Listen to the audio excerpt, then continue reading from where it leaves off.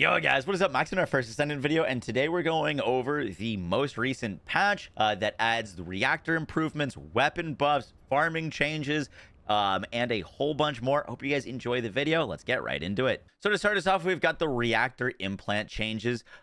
This is something the game has been needing for a very, very long time. Basically how it works is if you find a good reactor, you still need to find a good reactor. So reactor farming is still going to be a thing. But once you do find a good reactor with the roles that you're looking for either mobbing or bossing, you can add whatever weapons you want to it. It doesn't need to be in the same ammo type. You can have a sniper mounting, a pistol mounting, and a LMG mounting on the same reactor. So when you're swapping around for mobbing or bossing, everything is going to be getting the amount of damage. So you don't need to farm for like a perfect, if you find a good Haley reactor for bossing, but it uses a pistol, you can just add your sniper to it. Now there is some downsides to this, which we'll talk about. But I think this is a great change. It's going to make reactor farming a lot less tedious. You're still going to need to farm a good reactor, but you don't need to find a perfect reactor anymore. You just can find one with good stats and then put whatever weapon you want on it. Now, the big caveat to that is it is very expensive. It requires 200 of the like purple ion accelerators and 2,000 of the blue ones, which is something that I have a lot of material of. Like I've stored up a lot of material to build all these, but the gold costs are kind of crazy. It's like 10 million gold to craft a large amount of purples and 10 million gold to craft a lot of blues to be able to do multiple, which I think is a little bit upsetting, honestly, just because in their wording when they were talking about this update, they said that we're going to be able to freely change our reactors around and freely put on the weapons. It's definitely not freely. It is going to cost a ton of gold to be able to do this. And so thankfully, gold farms are not nearly as bad as they have been in previous seasons, but it is something that is just a little bit of a downside to this update, in my opinion. Next up, we got Albion resource defense improvements. So they moved the location for the defense missions for Kingston, Echo Swamp, and in Fortress, and they've shortened these from 21 waves down to 10. They wanted to make these kind of run similar to like the block Kuiper mining, so they should be a lot faster to run. Obviously, they're cutting down the time a bunch, and they're also increasing the number of common and commander monsters. Champion monsters now drop buff items similar to Special Operations Mine Blockade. The number and probability for interim review stage rewards and monster drop rewards have been changed, and for Albion Resource Defense interim review stage, weapon proficiency XP reward has been added. These should be now, I haven't run them yet, but they should be dropping a ton of weapon experience. They stated in a previous thing that they wanted these to be the like best form of weapon XP. So for the new weapon buffs, I'm probably going to be leveling them here today. And there also should be a whole lot more density. I'm hoping these feel a bit more like 400% dungeons in terms of their density. Obviously, I don't think the difficulty is going to be quite there because they're not like hard mode, which I still think they need to add, but should be a good change there. Next, we get some quality of life with the module socket type auto application. Basically, if you have something catalyzed to a said slot and you put a mod there, it'll just auto apply that catalyst module socket type to it. Just a nice little quality of life change there. Next up, we've got some new daily tasks that are going to be happening. They added some new events with 6 daily tasks and 1 weekly task, which is actually looking really, really good. If you didn't know, if you hit the like escape button or your like menu button on controller, you can get over to the Descendant daily task where we've got 1 million gold, which we can get as a daily thing. We've got intercept battles for some resources to build catalysts. We got XP boosters. We got 100,000 Kuiper. We've got a bunch more resources for building like energy activators in the Art of Combining. And then you actually, for the weekly one, you can get a fully built crystallization catalyst and a resource box, which gives you a ton of really important resources, like 81 macromolecule biogels is definitely something that I needed. So good change there. Next up, probably the most important change of the update was they updated the Twisted Worship bundle. If you purchased it, you get this for free. If you didn't purchase it, you can purchase it now and kind of get like both editions. But this is the Twisted Worship skin that had the flaps. They've now added the Twisted Worship skin that has no flaps. That is definitely something But yeah, for those of you that enjoy the skin, that is definitely a change. The dev team has listened to the community feedback on the Twisted Worship skin and has updated its design to accommodate Descendants who prefer the original design. We've decided to keep the existing Twisted Worship skin unchanged, and they added the like special edition body skin as an additional option. Yep, nice. The dev team is committed to providing skins that satisfy you. The adjustment to Twisted Worship reflects community feedback. However, there may be practical limitations in addressing feedback for every skin. We'll continue to do our best to release a wide variety of quality skins in the future. Nice. Then we get the PS5 Pro Enhanced update. PS5 Pro Enhanced function has been added. PS5 Pro users can enjoy improved gameplay experience. Good stuff there. Graphic mode quality improvements. There's been improvements to overall resolution in each mode and through PlayStation Spectral Super Resolution.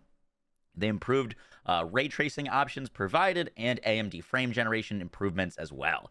Then we get to some content improvements. So for content improvements, they've improved the UI for the for content improvements, we've got UI improvements for the strategic outposts when you're neutralizing them with Sharon. They made the data collection missions easier and like kind of relocated them in Echo Swamp, Hagios, and the Fractured Monolith. For monsters, the guidance trajectory of the guided projectiles of common and commander monsters has been completely reorganized. I'm assuming this has to do with some of the tracking that monsters could shoot at you. Like sometimes you'd be like literally going around a corner and a projectile would still be targeting you.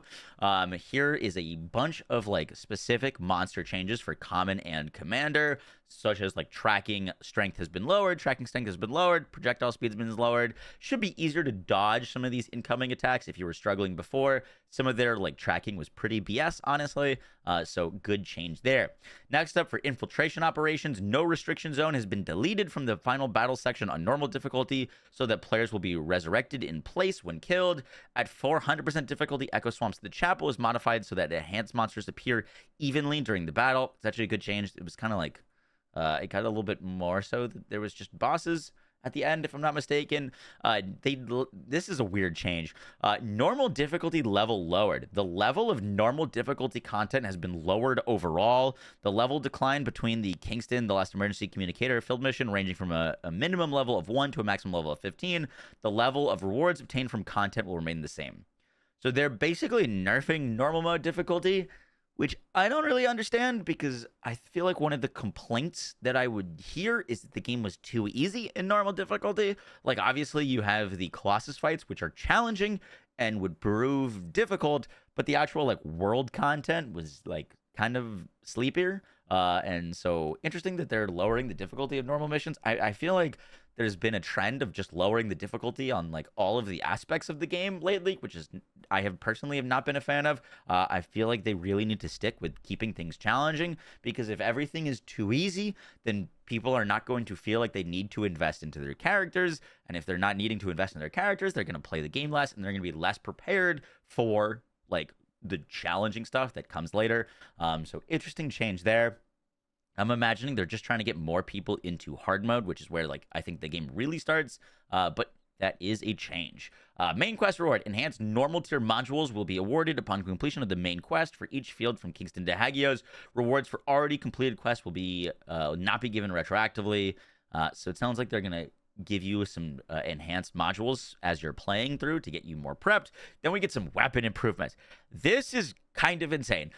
So we've got the final masterpiece. They buffed its firearm attack, and they gave it a bunch of like crazy elemental effects. So the effects apply after reloading have been changed. One of the effects is given at random during the first reload, but is replaced in the following order during subsequent reloads. So you get Exploding Ecstasy, Restrained Dispassion, Pulsing Shock, and Endless Indulgence. While shooting Exploding Ecstasy effective is active, there's a certain probability a fire burst will occur. Restrained Dispassion has a frosty burst. Pulsing Shock has an electric shock, and Endless Indulgence has a poison explosion. Basically, they made this into an explosive pistol that should be like up there in terms of I haven't messed around with it too much, but I'm curious if it's going to be competing with the Thunder Cage in terms of just AoE explosions. And very cool that it's going to be doing all these different types of elements. We haven't really seen like a multi-element weapon yet, so it seems like the final masterpiece is going to be that. Then we've got the Albion Cavalry Gun. When hitting an enemy, a mark is applied to the target, and when hitting an enemy with the effect, the critical hit rate is increased and applied. Very cool. When a critical hit occurs, a ricochet happens on surrounding enemies. I freaking love ricochet weapons, so I can't wait to try this out. It does the ricochet with a high ratio of current HP to maximum HP, and enemies hit by the ricochet are given a stun effect. And when you keep shooting continuously, you'll be given the horseshoe effect, and your movement speed while firing and movement speed while aiming will increase. It sounds like we've had an enduring legacy meta for bossing for forever, and it sounds like the Albion Cavalry might be a little bit of the like trying to make an LMG more so for mobbing, because it's going to be ricocheting around and stunning enemies. Could be really cool in 400% dungeons. And then lastly, we have the Perforator. When a critical hit occurs on a weak point, or a weak point is hit, an explosive scanner is created. Explosive scanner explodes when it touches terrain or enemies, causing damage to enemies within the explosion range and providing the detector effect. When hitting an enemy with the detector effect, the weak point damage is increased and applied. So it sounds like from this that they're just trying to give us a bunch more options for mobbing weapons. I think the Thunder Cage has been very, very dominant for mobbing. And it looks like all of these weapons will have a place, possibly, in kind of just weapons that you can put on to clear content. So it looks really good. Next, we get a pretty nice change that if you are at max modules and a Transcendent module drops for you, it'll go to your Lost and Found. I saw a Reddit clip of someone opening a stash that dropped a Enzo Transcendent module, and their mods were full, so they couldn't pick it up. Looked very, very painful. So now if you have full mods and a Transcendent module drops for you, you can get it from your Lost and Found. And this is pretty insane. Farming destinations for some modules have been added. Modules that were only obtainable through combining modules. There it is. Shot focus. You can now farm. I haven't actually checked the farm for this. So now you can farm shot focus from Molten Fortress. But if you struggle with Molten Fortress, you can also farm the Haven in Hagias. And it looks like there is a ton of just monsters that can drop this mod. This was something that I saw, constant complaints all the time about not being able to acquire. Now everyone should be able to acquire this mod, which is pretty cool. Everyone can kind of start working this into their builds. That also applies to cool mods like Shield Collector, which is pretty awesome, especially with kind of the new shield meta that's been popping up.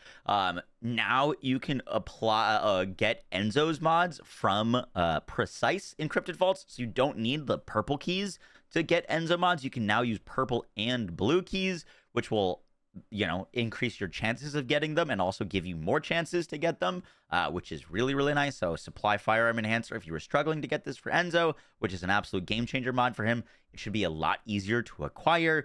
They also have modules that were only obtained through hard difficulty bosses.